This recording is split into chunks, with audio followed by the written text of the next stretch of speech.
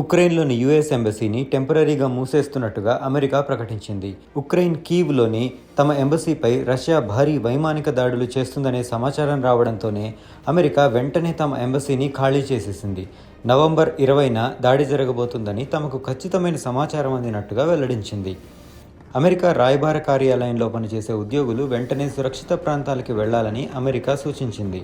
Air అలర్ట్లు ప్రకటించగానే ఉక్రెయిన్లోని కీవ్లోని America పౌరులు షెల్టర్స్లోకి వెళ్లిపోవాలని కోరింది.